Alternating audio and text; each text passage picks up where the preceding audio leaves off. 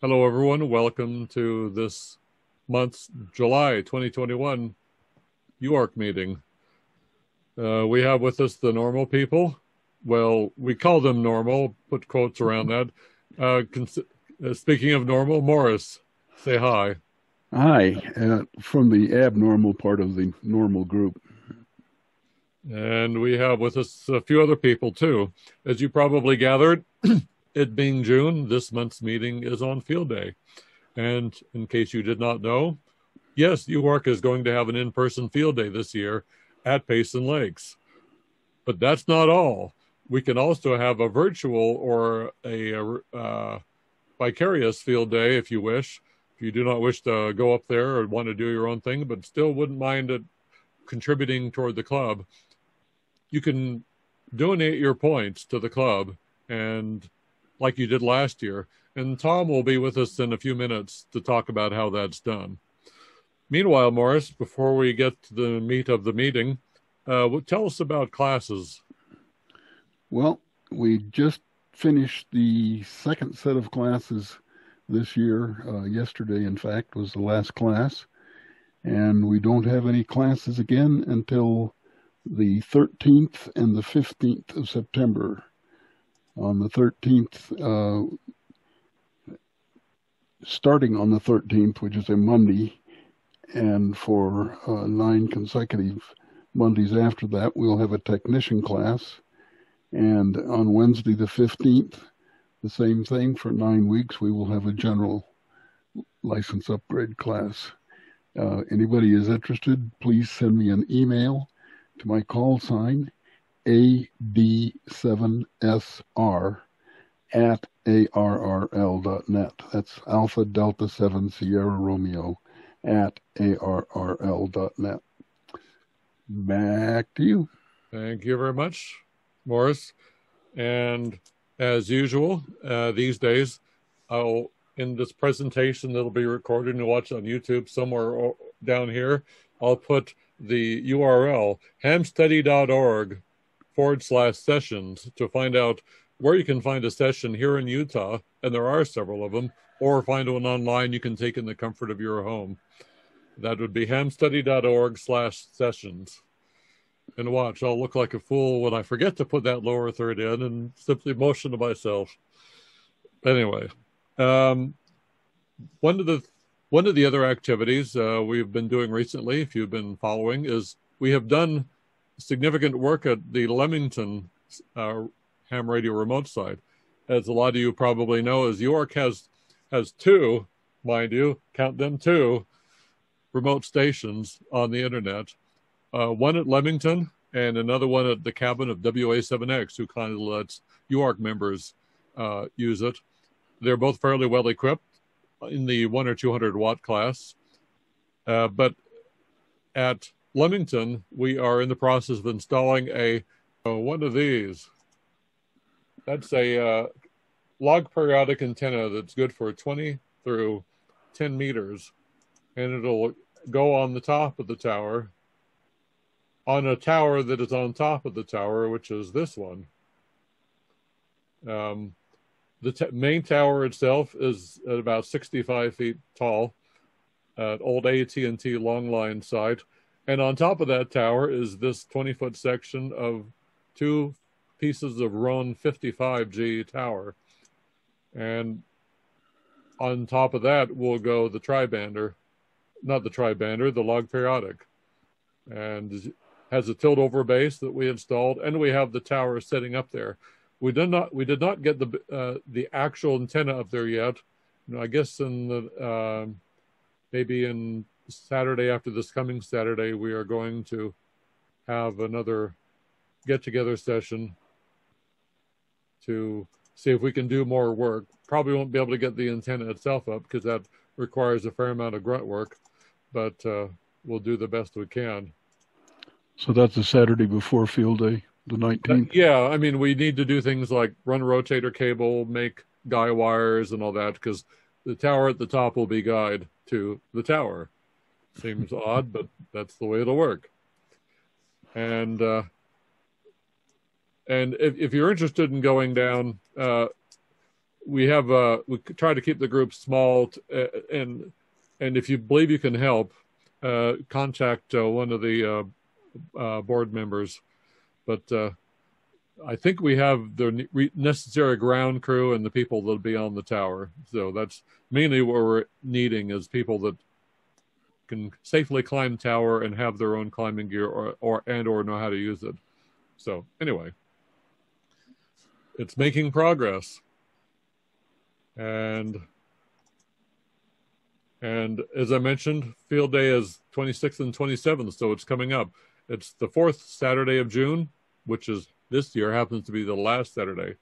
Another thing that is coming up as well, of which we have not mentioned too much about, is field day, which is occurring on July 17th. Which I believe I got that right. You said field day, and it's steak fry. Steak fry. Oh, yeah. Well, anyway, I've been up all day.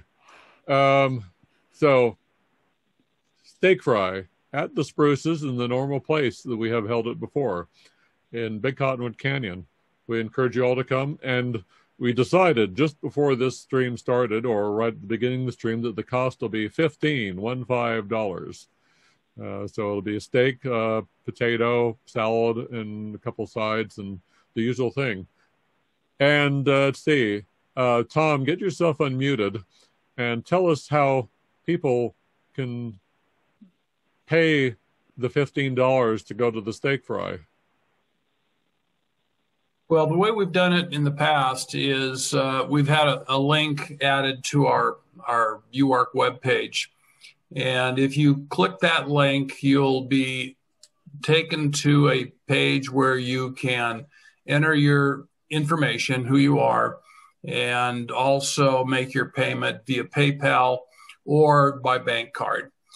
You'll be taken to a screen that says pay with PayPal, but if you drop down to the bottom of that, for those people that don't have a PayPal account, you can just use your bank card as well.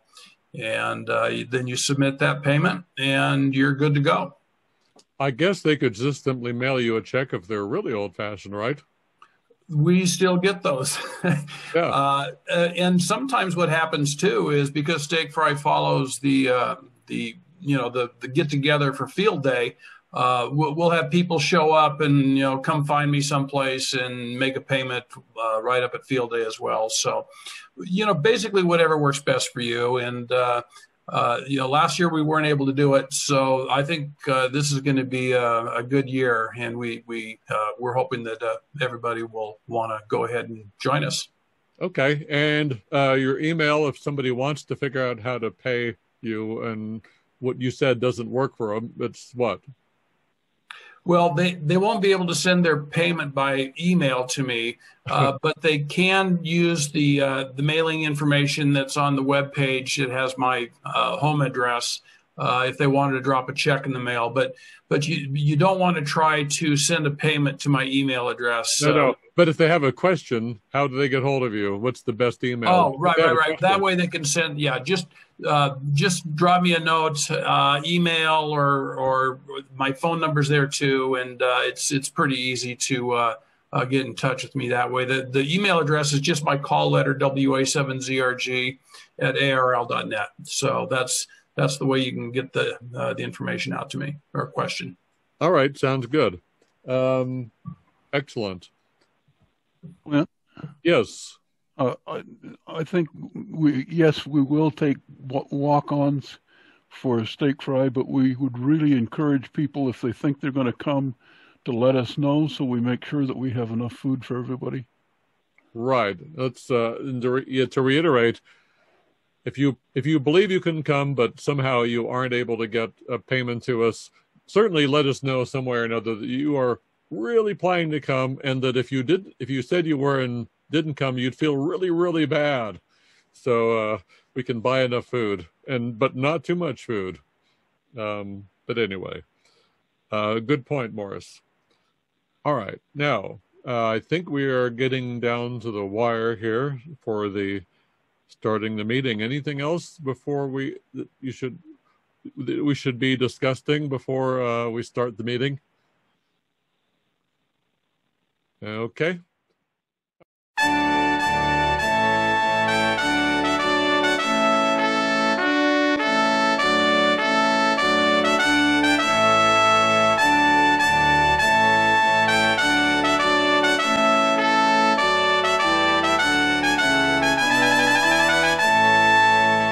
Field day, the time when hams inexplicably stop operating from comfortable shacks at home and move out into the wilds where they can fight the weather, the bugs, and a gent called Murphy.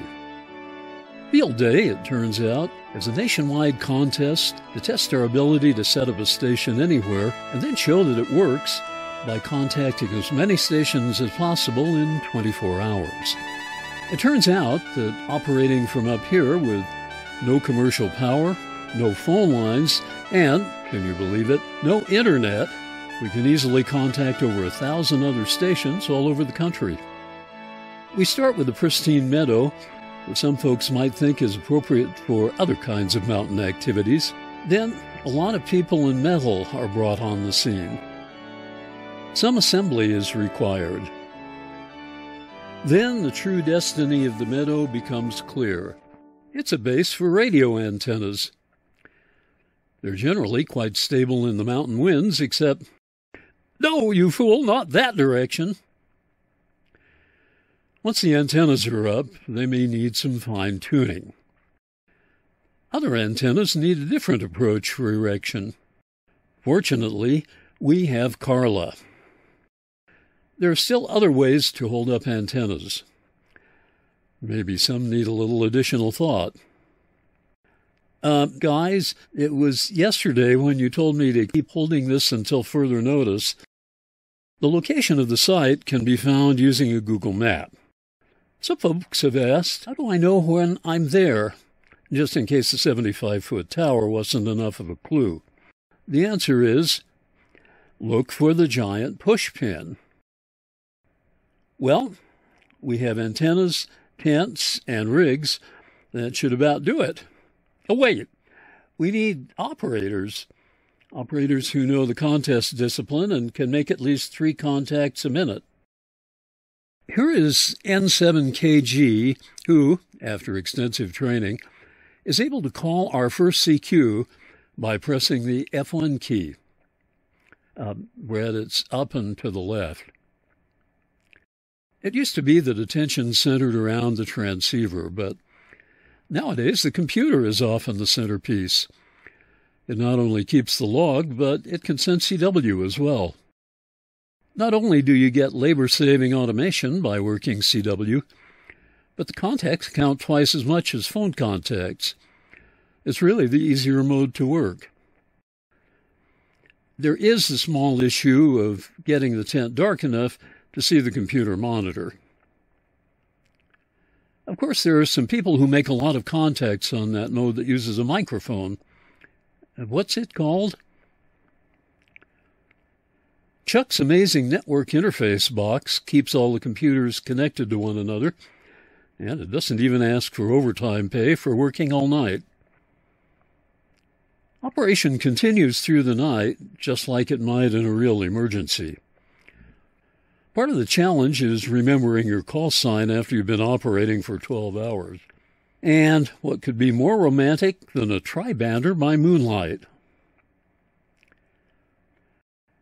Of course, there are other pleasures to enjoy while out camping, and there's nothing like breakfast cooked over an open waffle iron, fortunately. In recent years, the club's trailer-mounted motor-driven crank-up tower has been a big help. However, when the tilt mechanism doesn't work, it takes just 2,471 turns of the motor pulley to complete the tilt-up operation. But a popular pastime that still continues is carrying on loud conversations next to the operators while they're trying to dig weak ones out of the noise. We found other events, too, like figuring out how to get 6-meter antenna rotors to work. But our chance of success really comes down to the operators. Some years we've used signs to mark tents for specific grades of operator, but the operators didn't always understand how the signs were to be used. But sometimes we can't find anyone to operate at all. The request for operators goes out, but the camp seems to be completely deserted. But then comes the miracle. The call for Saturday night dinner goes out, and there are more people in camp than the entire population of Payson. We're still looking for an explanation of this phenomenon, but it's very consistent year after year. There are other ways to make points, too, like having a code class. All these folks are now ready to take a shift on the CW station, right? Field day is an interesting weekend. Of course, there have been other field days, some never to be forgotten, no matter how hard the operators try. There's a rule called Murphy's Law, which tells us that if anything can possibly go wrong, it will. Past field days have taught us several corollaries to Murphy's Law. Let's examine some of them. Corollary number 1. It will rain. Of course, that doesn't stop true field dayers from having their watermelon. This field day is at Wolf Creek Summit.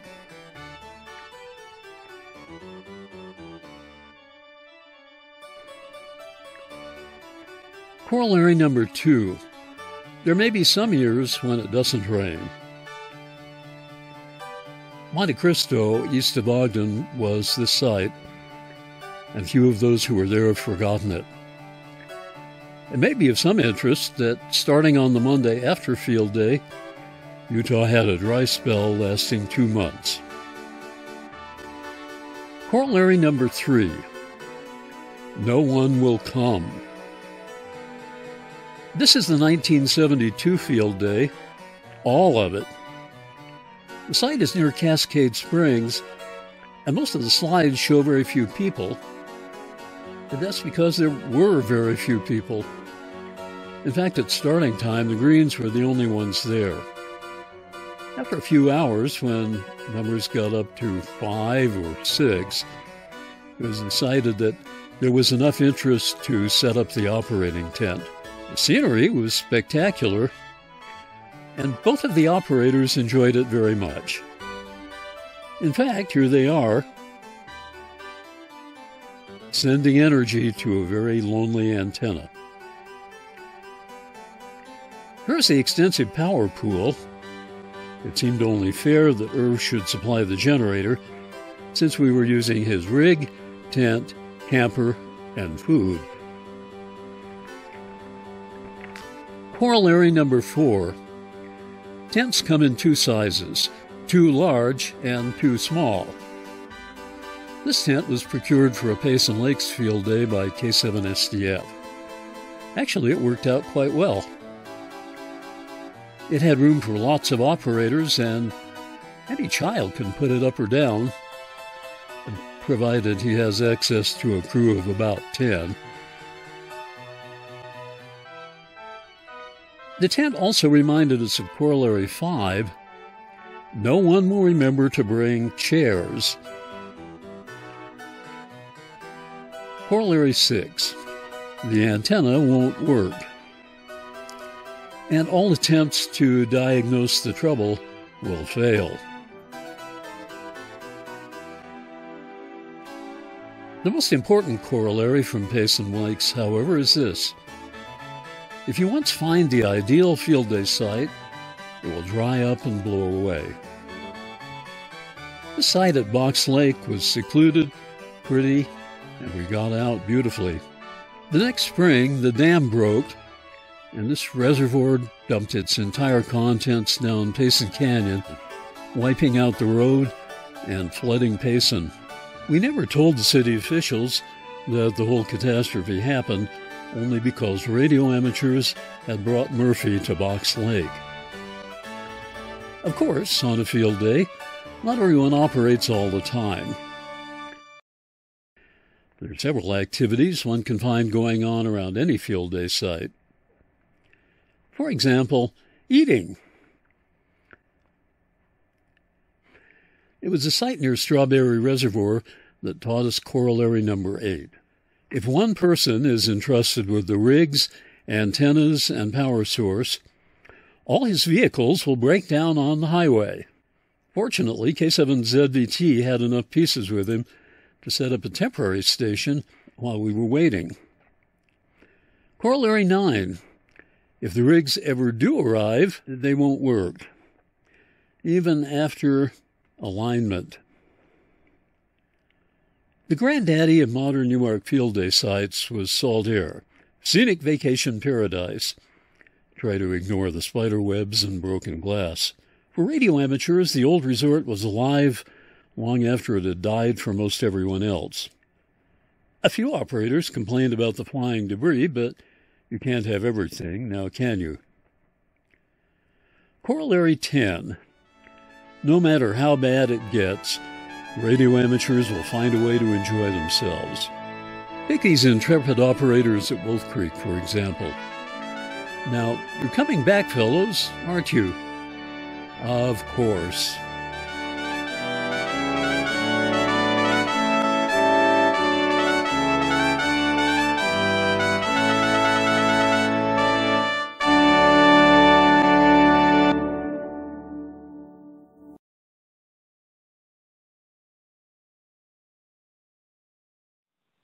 You want to do your presentation, Tom? Yeah, okay, sure. So as you can see, we need all the help we can get really up at Field Day this year. And past years have been pretty successful. And I'm pretty sure this year will be successful as well, because we're going to have a lot of pent up demand, people that weren't able to have a field day last year. And so I think this year up at Payson Lake is going to be a lot of fun, and you're encouraged to come up here. So just kind of a little bit of background of what the plan was for today's meeting. Clint has a presentation that was pre-recorded, and we were going to play that, but there's a bit of a technical problem, and I'm sure we'll get that worked through. And then at the conclusion of that, I was going to talk a little bit about some of the things that we covered a year ago when we weren't able to do field day because of the problem that we had in 2020, and there's going to be a few people that are still going to be a little bit uncomfortable about getting out and getting with a lot of other people in a group environment, and so for that reason we're going to talk a little bit more about how you can be part of field day. And if you don't find it comfortable, or you can't get to Payson or some of the other locations where field days are being conducted. And so to that end, I have a presentation here that I'm going to try to put up. And some of this stuff you may remember if you were with us last year this time. And it was a presentation that I gave on field day and how you can do a field day if you choose to not go to one of the venues that some of the clubs are going to have set up for field day this year. So I'm going to try to share my screen here, and let's see.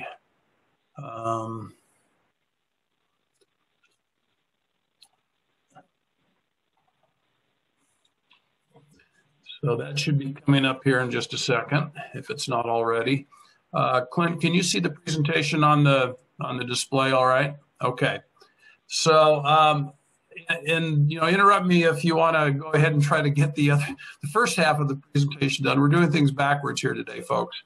So this is a presentation that I gave last year, and I've updated it a little bit to talk about what to do at field day. And so, so this is me, Tom Kamlowski, WA7ZRG, and I'm going to see if I can get on to our next slide. And that didn't work. So how do oh, there we go. Just click it. Now it's working. So ARL Field Day 2021. Field Day this year is going to be June 26th to the 27th. It's actually a 24-hour event. And you raise your hand if you've heard any of this before. In recent years, UARC Field Day activities have been conducted at Payson Lake. And these two photos that you see here are at Payson Lake, one of the antenna systems that we use when we go up there.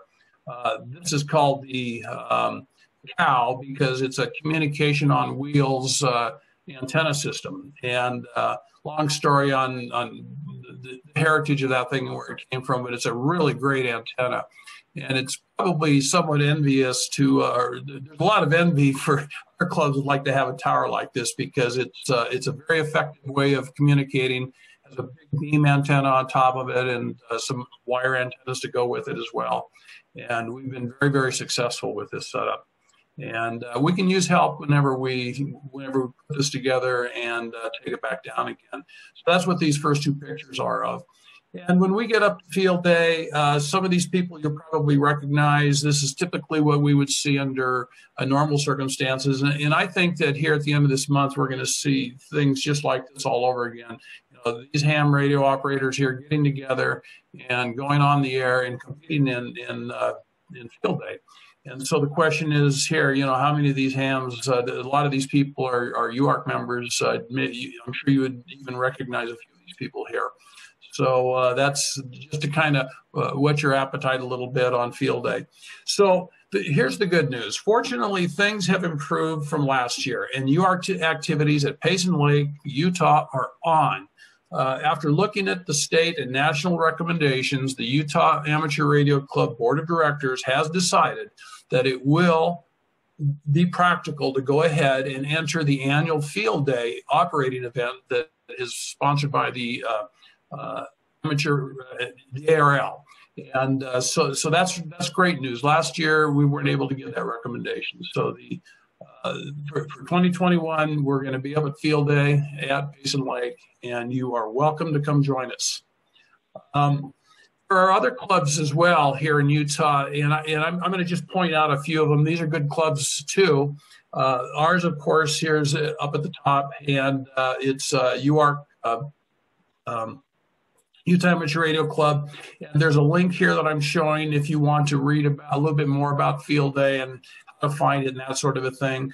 Utah Valley Amateur Radio Club is going to have a Field Day event. They typically have theirs up around Strawberry Reservoir. And here's some information on how to find out how to find their location if you decide to use their venue. Here's one for Ogden Amateur Radio Club as well. And if none of those work for you and you still want to get out and find a site that you can go to, the ARL actually has a really nice locator link that you can use on their website. That you can kind of, all you have to do is put in the location, close to where you are, and it will actually find Field Day sites that are planning to have an event. And so it's kind of fun to, just click around and see which clubs are doing what and how close they might be.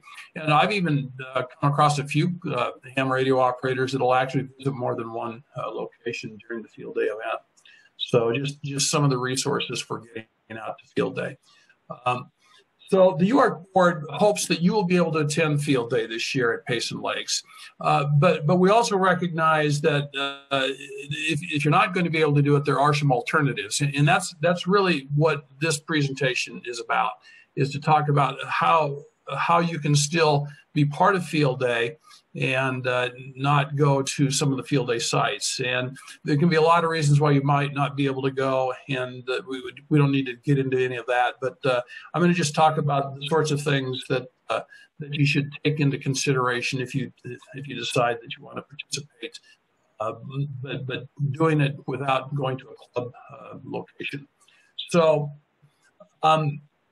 basically, I kind of like this statement that we got from the ARL contest manager, Paul Berque, and N1SFE. Sometimes you can get kind of in a rut or find yourself doing things the same old comfortable way over and over and over again. And, I'm guilty of that in a few things. And so what Paul said is, Field Day is not about doing the, doing things the same way year after year. You use this year to develop and employ a new approach that is in line with the current circumstances. And you can still score points. You can still have a lot of fun, and recognize that, field day doesn't have to be done the same way year after year. And so that you've got free reign to go off and try other approaches. And so perhaps, you'd like to participate in field day separate from a large gathering at a club site, or perhaps from a smaller gathering of family and friends at a remote station, or even at your home station. Those are all perfectly fine ways of doing it, and they work. Last year I did that, as a matter of fact, and I know several other ham radio operators in our club were doing that as well, rather, as kind of a substitute for going up to Payson Lake. So participating in field days separate from a club venue, what sort of things do you have to know about or consider if you're going to try to do your own field day, or maybe with a small group of friends or family members? Of course, the most important thing is to make field day fun. And for us, and for a lot of people, it's, including the family in field day can make it a lot of fun, and makes things a little bit easier too. So you definitely want to include family members if you can. The official statement from the ARL is that the objective is to contact as many stations as possible on these primary low bands that we have for HF communication: 160 meters, 80, 40, 20, 15, and 10 meters. Those bands are all fair game. In 50 meters, or 50 megahertz, the 6-meter band is also a good candidate for making contacts. So you can use any of these bands to make contacts with, and basically it's to learn how to make contacts on these bands under circumstances that are not the normal circumstance, like just sitting in your shack at home. It's to kind of get out of your comfort zone and to go out there and do that in all modes of operation that you're currently able to use, like sideband, CW, digital modes. Those are all fair game for making those contacts for field day. So getting ready for field day, separate from a club. So if you're going to do that, and I've done this before, and I had a lot of fun last year doing this, you want to try setting up and operating your own what I called my own little mini field day. And I did it from I have a travel trailer that I use for that.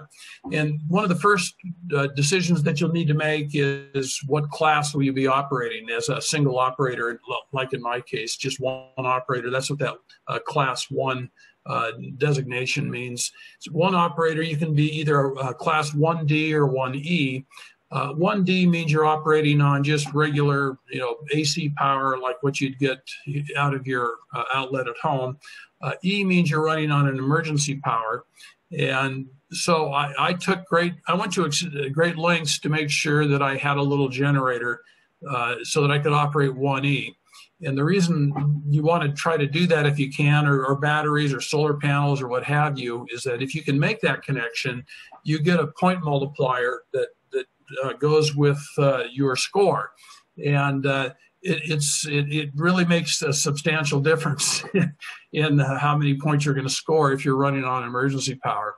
And they're not too picky about it, as long as the radio and everything is operating. If you're using a computer to go with it, as long as those items are running on emergency power, that will qualify you as a class 1E. You can still be comfortable if you have access to regular power to like run the air conditioner or the coffee pot or the popcorn machine. That's okay to do.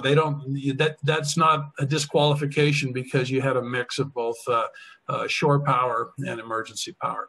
So you'll use your own license and your own call sign when you set up to do your own station. And I've listed below here on this slide is a summary of all the different class prefixes that are used for field day. Our club, when we go up to Payson Lake, will be a class A because we are a club. And you can see what these other ones are. Class B is 1 or 2 person portable. Class C is a mobile station. like you had a whip or some sort of an antenna system on a vehicle that you own and in your mobile. Class D were the home stations that we talked about, and Class C is on emergency power. You can do it from home, or if you decide you want to, if there's a place that you know of, up in the mountains or up by a lake somewhere that you'd want to do, that works as well. And you'd be able to use a Class C for that. And then Class F is kind of a very special one for emergency operations centers. And there are a few clubs here in the Valley that do it that way. And they usually have their own communication on wheels, and they're an EOC type operation. And for those stations, they use a Class F. So what else to consider? So there's a few new rules that apply. It's actually a loosening of the rules to make it easier to score.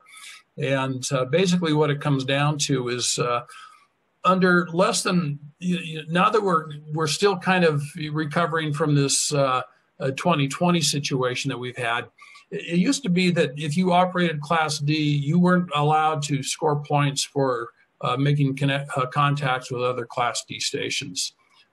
So they've lifted that for this year. They did it for last year, and they did it for this year as well. Now you can operate Class D, and you can actually include other Class D stations, and that counts for points. Yeah, so that's one of the rule changes. The other thing that they did this year, this is a little bit different from last year, is if you are operating Class D or Class E, you're limited to only 150 watts peak envelope power output. And I don't think very many hams are going to have a problem with that. Most radios are going to be 100 watts or less anyway. And so I don't really see that as a showstopper for somebody if they're only able to operate up to 150 watts PEP. And so another thing that the rules that have changed is that you can aggregate, if you choose to, you can aggregate your score with your club. And I did that last year. So all the contacts that I made, I listed those in a way when I turned in my logs so that my points would count towards the Utah Amateur Radio Club. And I'm going to get into that here in just a few minutes on how you do that. It's pretty simple. And that kind of gives the club that you choose a boost in points as well. Ordinarily, club names are only published in the results for Class A and Class Fs, but if you're going to participate and you want to, put your points towards a club, you can do that this year. So that was one of the other things that changed for this year in the rules for field day. So what else to consider? Well, of course, the radio that you're going to use and the antenna and such. Clint, KA70EI, has previously, presented over the years and last year as well, some good ideas on how hams can quickly get into, put a station together, get an antenna going for them. And if there's time tonight, he might make a few words on, what you could use to get a long wire antenna or a simple dipole antenna working for you, and some batteries, that sort of a thing. It's not really very hard, but Clint can usually cut to the quick on those sorts of things and give you a few pointers if you're interested in that. So if we can fit that in this evening, we'll talk about that a little bit as well. So the rules, the way it works is that we start setting up our field day stations at 6 p.m. Mountain Daylight Time Thursday. That's the start time.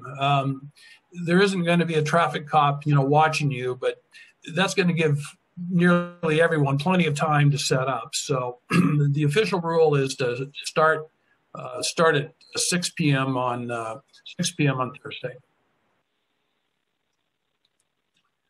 Okay, and field day is a 24-hour event. It starts on Saturday at noon Mountain Daylight Time, and it ends on Sunday at noon Mountain Daylight Time. And that's the 26th of June is when it starts, and it ends on the 27th. So you got 24 hours. You can run nonstop 24 hours if you have the strength, the stamina. That's a good way to get a lot of points. Okay, what else to consider? Well, a computer and some software is helpful. I used one last year. It made my life a lot easier. If you've got access to a laptop or something like that, you'll want to try to use that. But it's not necessary. I mean, you don't have to have one in order to make this work. You can still do your logs on paper, and you can submit your logs on paper to the ARL. You just have to, have reasonable penmanship and put it together that way. But if you can use the computer, there's some really nice logging software that doesn't cost very much at all. Last year I downloaded, I paid I don't remember, less than $10. And I downloaded, and it's good for year after year. Once you bought it, they keep updating it. You don't have to keep repurchasing it. What I was using, and this is similar to the software that we use for the club, is this N3 FJP software. And what's nice about this is all you have to do is type in the call that you hear, and then it'll look up everything for you. You can log your contact. It keeps track of whether it's a duplicate entry or not. It'll tell you in a heartbeat. A lot of times when you're working a lot of hams, you can't work the same ham over and over again. And the software will tell you in a flash whether it's a duplicate or not. And if you're working multiple bands, maybe you ham for a little while on 40 meters and then you drop down to 80 meters, let's say, or 75 meters. It'll also let you, if you've worked a station before, it'll probably already be able to find all of the, the section and everything for that particular contact based on the call sign, and it'll automatically populate those fields for you. So it kind of saves you having to make entries on your computer. And there's a couple of other good ones here too. So just something to think about if you want to try to do that. And I highly recommend it if it makes it a little more fun. Okay, so what you'll do, and this is an example of a submission form that you use when you submit your score to the ARL. I couldn't find the one for this year. This is actually the one from last year. I think there is one just like this for 2021, but basically it's just your name and your call sign. And we talked a little bit about aggregating your score with your club. This is the important part. To aggregate it, all you have to do is write the name of the club on the second line of the form. And for us, for the Utah Amateur Radio Club, I wrote it right here. It's Utah ARC. It's Utah space capital A, capital R, capital C. And you just would write that on line 2 and then fill in the rest of the boxes and get it submitted. You need to have your entries submitted by the 27th of July. So you got approximately 1 month to submit your entries by mail. The much easier way to do it is if you have access to a computer and the internet, you can go onto the ARL website and you can just fill in these boxes for you, and they'll check your entries, make sure you don't have a mistake right while you're doing it. And then you don't even have to fill out the paperwork or put it in an envelope. It's really quick and easy. And even I was able to get it filled out in just a couple of minutes or so when I finished last year. So that's a little bit easier way to do it is to do it online. So, but you can still submit the paper ones if that works better for you. Okay, and then just a couple more pictures. I'm getting ready to wrap this up, and I just wanted to kind of give you a real quick rundown on how you could go off and do your own field day. We're hoping you'll come to field day this year and do these sorts of activities that are like what are pictured here right now. There's the socializing, sitting with friends, new and old, that you've had for a while, and the new ones that you make when you get there. There's always a lot of fun, trying to get things to come together, find the parts, fix the antennas, get them working, get the tower up, loading the equipment, finding a campsite where you're going to stay, and getting your trailer level or finding a flat spot for your tent if you decide to do it that way. These are the typical things that happen at a Utah Amateur Radio Club field day, and it is quite a bit of fun. We talked a little bit about, the club is going to bring some, probably the meat type fixings. In the past, we've had a supper on Saturday evening. These are people kind of lining up from previous field days to get their place loaded up with food. We had some really good smoked meat, and and the kids are up there, they're doing their thing, and the hams are doing their thing, and it's just a lot of fun. So I always like to include a few pictures like that. And I think this is just about my last slide. So basically, ARL Field Day in 2021, this may be the year that you decide to rejoin up with your club again, or you might make the decision to go another year and maybe participate, doing a solo thing, or maybe you'll work with a member in your household or a friend or a neighbor. And, perhaps the focus of your activities this year can be to expand your knowledge base and to experiment with new modes or bands that are different than what you've done before, and that you never thought of operating on. You might try working on 160 or working on the 6 meter band. Oftentimes those don't get touched quite as much. And if you've had some experience with this, I think it's a great way to mentor a new ham. And so give that some consideration. Once I can remember my very first field day. And when I was young, I didn't have a license yet. And it was fun for me as a boy. And I'll never forget that. And when you do that, that can have long-reaching effects for the person that you mentor. Field day can be an opportunity to share some of your own knowledge with people, and for you to expand, your own knowledge a bit into new horizons. And so I always like to talk about this a little bit. Basically, so when you get your station set up, you're going to go on the air at noon on Saturday, and you'll be calling CQ Field Day, or actually the bands will be lit up. You're going to hear people calling CQ Field Day, and you're going to make a decision right off the bat. Well, am I going to park somewhere and just call CQ and then people will come to me, or am I going to go out and I'm going to, bounce around, change the dial, and answer someone else? And truthfully, what's going to happen is you're probably going to try both. But when you are parked, you'll be calling on a frequency, you'll be calling CQ, and basically it goes quick. I mean, you'll call CQ Field Day 3 times like this, CQ Field Day, CQ Field Day. And then you'll give your call letters. This is WA7ZRG.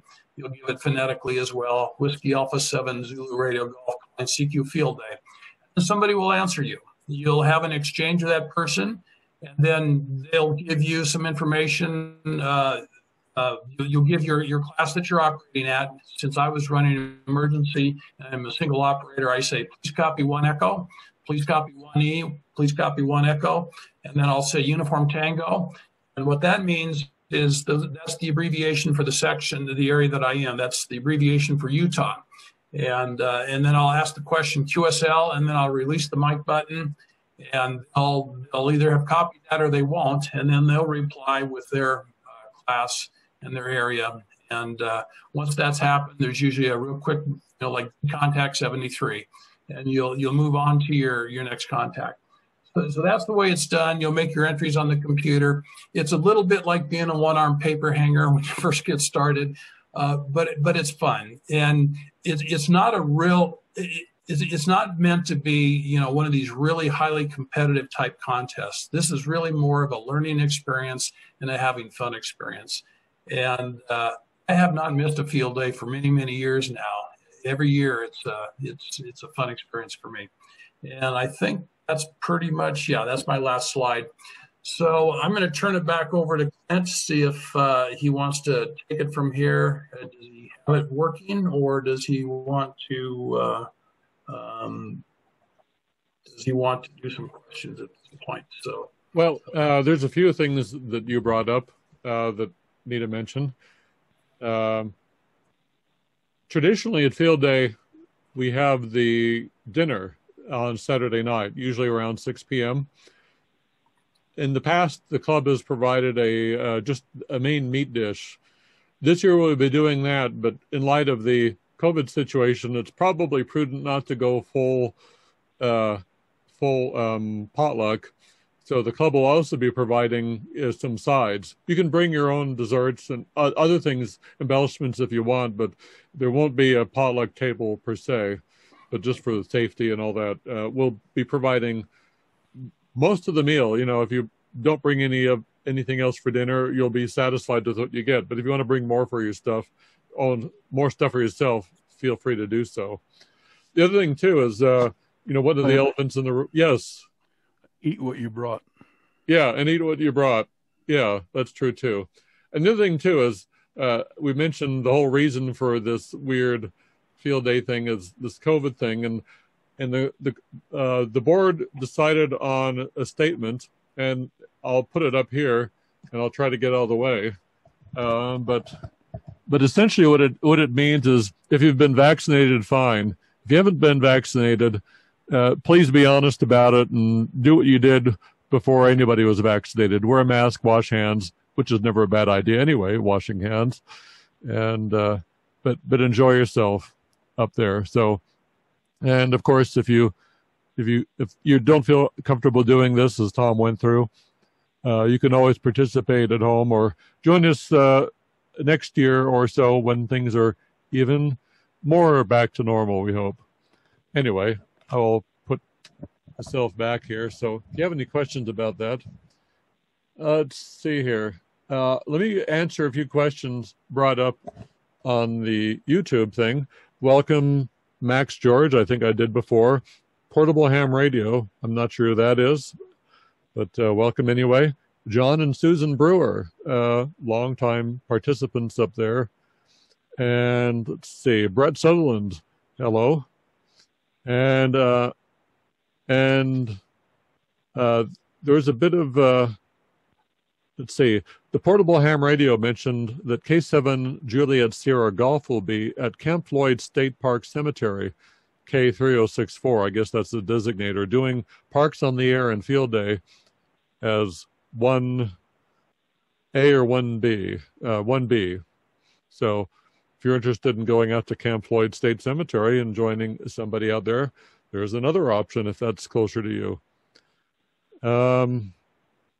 Max did say something like, please don't say please copy when you're doing an exchange. I guess that's kind of a fair statement, because in the scheme of things, what else would you be doing? I mean, you don't need to say my section is, because they know it's going to be Uniform Tango or something like that. They're smart enough after doing it 100 times to know what follows which way. And Max also asked the question, what will be the class at Payson 3 Alpha?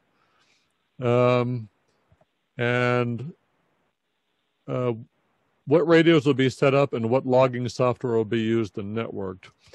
We're probably going to do 3 Alpha. That's flexible. In the past, we've used TR log, which is networked, but TR log only comes in, it would only be helpful because it can be networked if you're running the same kind of mode or band that someone else is running, so you can avoid duplicates. But if you're running a station that will never cross the lines of what someone else is running, as in mode or band, then I suppose if hypothetically, Matt, if you were to go up there and operate, if you ran your own CW station and never networked it, but only ran CW, and there's only one CW station, it really wouldn't matter as long as we got the logs. So we're pretty flexible that way. But of course, if you're running sideband, then be good to do that. Make sure they're networked. Also, say hi to V Butterfield, Whiskey 7 India Bravo Bravo. Let's see, we have Richard Jorgensen, who says there's no audio, which I suppose if he's hearing this, that's not true. Glenn says that, sorry, I will miss this year at Payson, maybe next year, but, whatever. That's what happens. We have Will Balbin, who mentions that he's hearing the audio fine. Don't know what's there. And also acknowledge Gary Openshaw and Richard Jorgensen.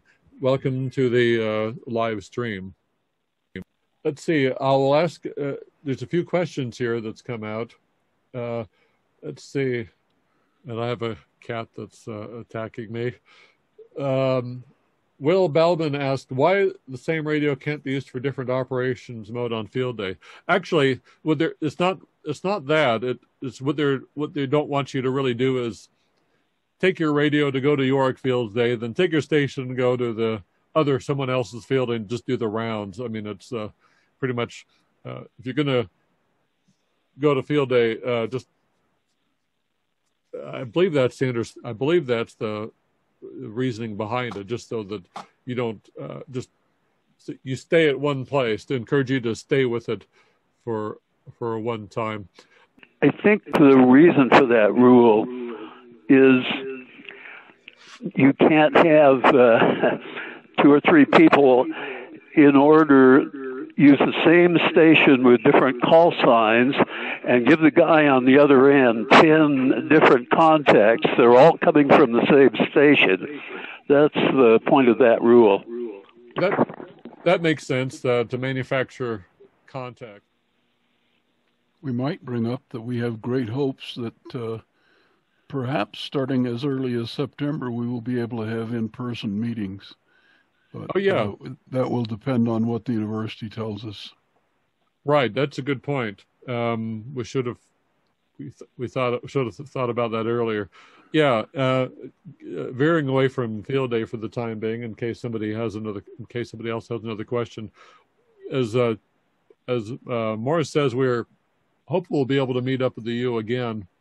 Now, we would like to be able to continue live participation on Zoom. Of course, we would encourage people, if they feel comfortable to do so, to come to the live meeting. But one of the things we'll have to find out is, in the past, it's been a bit difficult to get a really solid, reliable internet connection out of the rooms. There's something locked down on the network, or it's not working as well. And being where it is underground in that classroom building, phones don't work very well.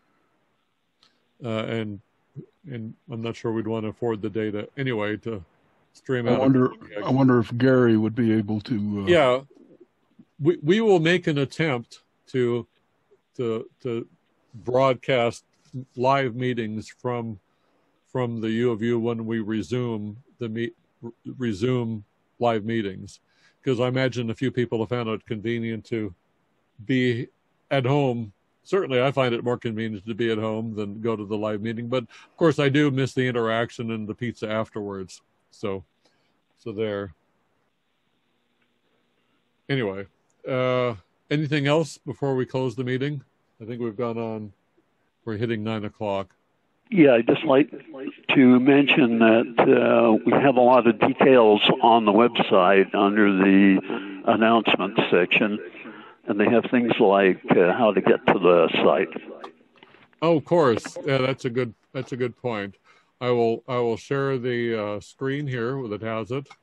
I'll probably reorder some of this when I edit the program for the YouTube playback. But okay, so but leave the entertainment value in there. Right. So you go to utaharc.org, and on the main page, Field Day 2021 is on, and click here. And this gives you all the directions on how to get to the Field Day site. And, from including the coordinates, if you want to have Google Earth do it. One thing that's worth noting is it's about half mile or so past the turnoff toward Payson Lakes, the Payson Lakes campground, I believe. But where the lakes are on the right, UARC stuff is on the left, and once you clear the trees, if you look to your left, you should see the towers and the trailers and all that. It's maybe about 1,000 feet from the road, if that. But it's in a big meadow. On the opposite side of the road is the Payson Lakes. Were you going to mention something else, Gordon? You're not muted. Unmuted. I think that's all I had. All right. Okay. Thank you very much, and we hope to see you there. And hope you take this opportunity to get out in the wilds and visit people that you haven't seen for a while and enjoy the outdoors. With that, I will conclude this meeting, and thank you for coming by. 7-3. And I gotta Share and stop the stream.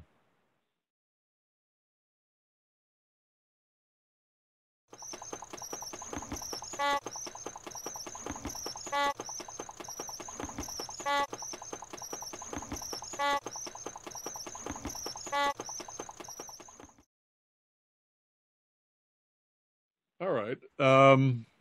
Let's see here. I guess I should do the tried and true presentation first. Before I do that, okay.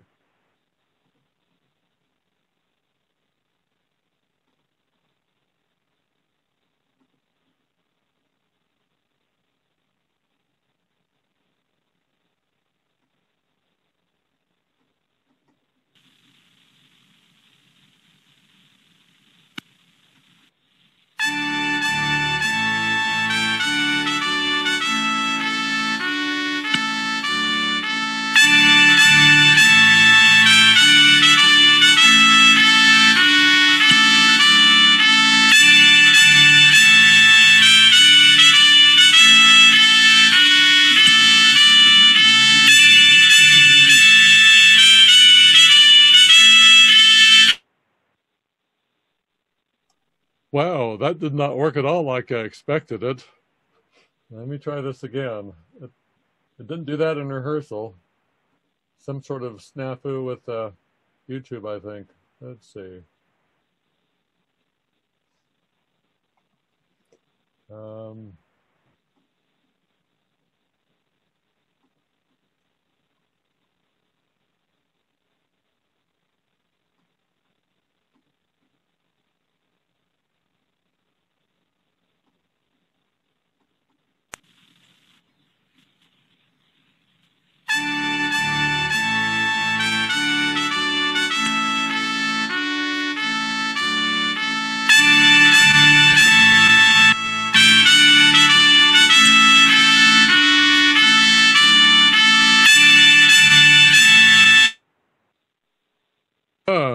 Is it just repeating? Is that what you're hearing? It's just repeating the same piece again? Morris?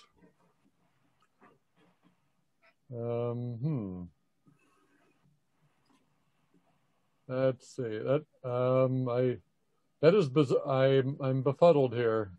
Why it's not sharing the video? It's